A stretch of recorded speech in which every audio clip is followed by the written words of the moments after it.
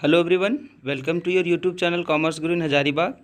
तो आज हम लोग जो डिस्कस करेंगे जैक बोर्ड टर्म वन जो आज अकाउंटेंसी का हुआ है उसका 40 का 40 आंसर हम लोग टिक करते एकदम सही। और आप लोग मिलाइए कि कितने आंसर आप सही किए हैं और 40 में आप कितना नंबर आया आपका, एक बार कमेंट करके आप ज़रूर बताएंगे। देखिए क्वेश्चन नंबर 1 जो दिया हुआ है, the meaning of book keeping is, इसका आंसर हो जाएगा recording business transaction in book of accounts, यानी कि पहला का आंसर हो जाएगा 3। दूसरा नंबर है, दूसरा का आंसर हो जाएगा ऑल ऑफ दीज, क्योंकि इनमें से जितने भी है अकाउंटिंग फाइनेंशियल अकाउंटिंग का फंक्शन इसमें से सारा है, तो इसका आंसर हो जाएगा ऑल ऑफ दीज। तीसरा का आंसर हो जाएगा, यानी कि जो हमारा दिया हुआ है, when was the first book of book keeping and accountancy published 1494, पुस्तपालन एवं लेखा फर्म की प्रथम बुक प्रकाशित हुआ था 1494 ईस्वी में। ठीक है, फिर बोल रहा है book keeping is the art of recording business dealing in a set of book, ये बोले थे J.R. बाटली बॉय। आंसर हो जाएगा आपका चौथा का ए। पांचवा का हो जाएगा विच of the following is not a सब फील्ड ऑफ अकाउंटिंग, ये हो जाएगा बुक कीपिंग। 5 का आंसर हो जाएगा ए। 6 नंबर का user of financial information include, तो जहाँ पे जितने भी है हर एक चीज़ को इंक्लूड करती है, तो ऑल ऑफ दीज हो जाएगा आंसर 6 का D.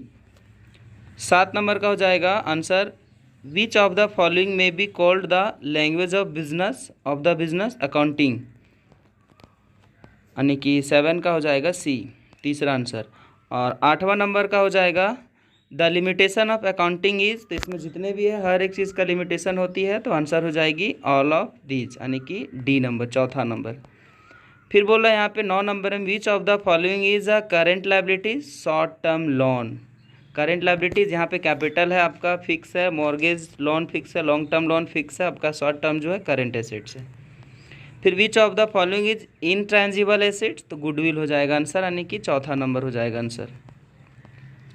Cash is receive at the time of making payment, जब हमारा पेमेंट होता है उसी टाइम में कैश डिस्काउंट को रिसीव किया जाता है, यानी कि 11 का आंसर हो जाएगा B number.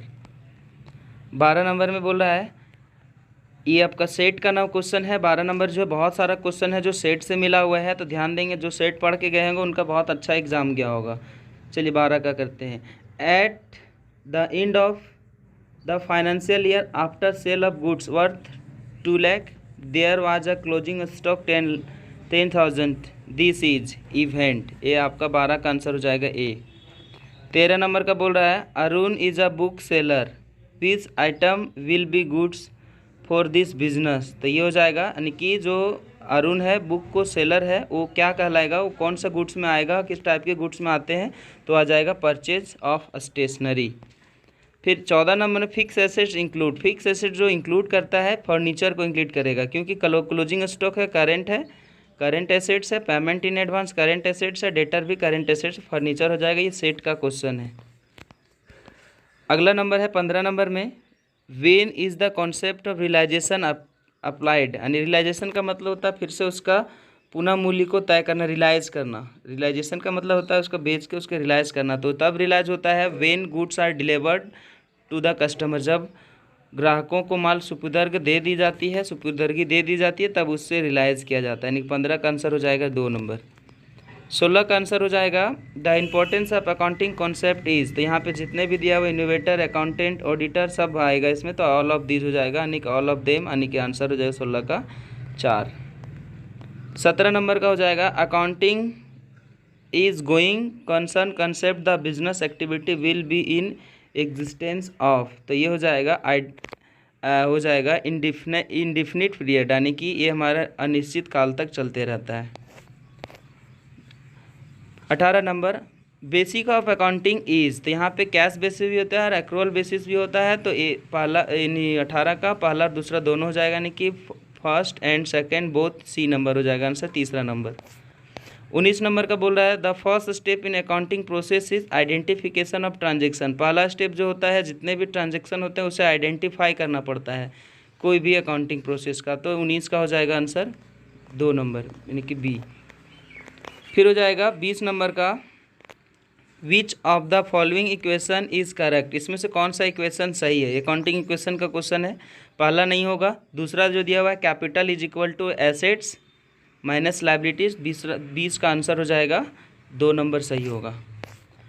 21 number debit the receiver credit the giver is applicable to personal account.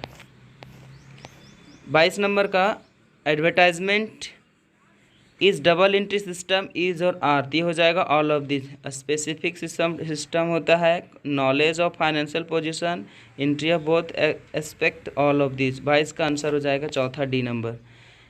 Example of nominal account is salary, nominal account का जो होता है एग्जाम्पल स्टॉक करेंट एसेट्स है, ये भी करेंट है, गुडविल हमारा इंट्रेंजिबल है, तो ये हमारा सैलरी हो जाएगा नॉमिनल आइटम, तो इसका 2 number.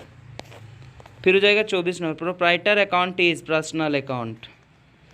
25 number example of natural person account is, ये क्वेश्चन आपको बार बार बताया जा चुका था। ये पर्सनल अकाउंट का जो भेद होते हैं नेचुरल, आर्टिफिशियल, रिप्रेजेंटेटिव, उसमें पूछा है कि नेचुरल अकाउंट जो होता है कौन सा अकाउंट नेचुरल अकाउंट में कौन सा है, उदाहरण उसका क्या है, तो राम अकाउंट। 25 का हो जाएगा ए। फिर है डेबिट सिग्निफाई, डेबिट क्या चीज़ को दिखाता है, जब हमारा एसेट्स इंक्रीज करता है तो भी डेबिट होता है, जस्ट उसी का अपोजिट हमारा अगर लाइबिलिटीज़ डिक्रीज करेगा तो भी डेबिट होता है। तो यहाँ पर डिक्रीज इन लाइबिलिटीज़ अकाउंट वो भी घटता है तो भी डेबिट करते हैं, डिक्रीज इन कैपिटल तो भी डेबिट होगा, चूँकि लाइबिलिटीज़ और कैपिटल दोनों हमारा लाइबिलिटीज़ ही है और एसेट्स का जस्ट ये अपोजिट है, तो ऑल ऑफ दीज हो जाएगा, यानी कि 26 का आंसर हो जाएगा 4 नंबर। 27 का how many column does a journal have, journal में कितने कॉलम होते हैं, तो 5 कॉलम होते हैं। जर्नल में कितने कॉलम होते हैं, 5 कॉलम होते हैं, यानी कि आंसर हो जाएगा 3। 28 number the process of recording transaction in a journal in term as journalizing, यानी रोजनामचा में लेन देन का लेखा करने की प्रक्रिया को रोजनामचाकरण कहते हैं। Wages paid to worker, wages अगर वर्कर को पे करेंगे तो इसका जर्नल एंट्री क्या होगा, उसको पूछ रहा है, तो वेजेस को डेबिट करेंगे और क्रेडिट करेंगे कैश को, यानी कि wages account debit to cash, तो आंसर हो जाएगा ए नंबर। फिर है आपका 30 number double column cash book recording, double column cash book किसको रिकॉर्ड करता है, कैश को और बैंक को रिकॉर्ड करता है, तो 30 का आंसर हो जाएगा 1।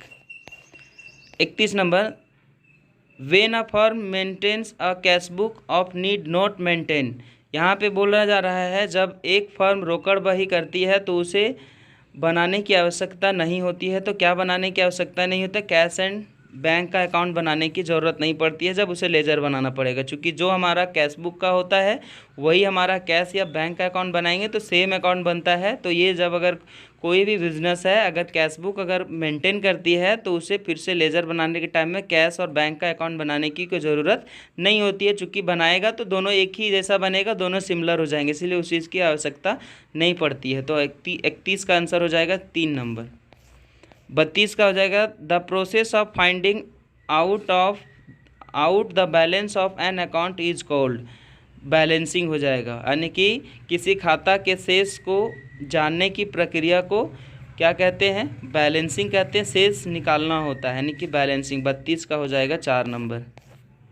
33 का हो जाएगा the main object of ledger is known as net effect of all similar nature transaction, यानी कि जितने भी तरह का खाता बही का मुख्य उद्देश्य क्या होता है, तो इसका आंसर हो जाएगा 33 नंबर का हो जाएगा 4 नंबर, यानी कि एक स्वभाव के सभी लेन देन का जितने भी समूह होते हैं उसी चीज़ के परिणाम को निकालता है। फिर दिया हुआ है 34 नंबर, 34 नंबर से आसान तो इस दुनिया में कुछ हो ही नहीं सकता है। जेएफ का मतलब होता है जर्नल फोलियो, यानी कि 34 का ए नंबर हो जाएगा आंसर। फिर है आपका 35 नंबर, 35 नंबर बोल रहा है trial balance is prepare thought dot dot dot method, तो यहाँ पे बैलेंसिंग भी होता है, टोटलिंग भी होता है, एक और हमारा कॉमन मेथड होता है। तो यहाँ पर ये सेट का, ये भी क्वेश्चन सेट का है, तो बोथ हो जाएगा ए एंड बी, यानी कि 35 का आंसर हो जाएगा 3।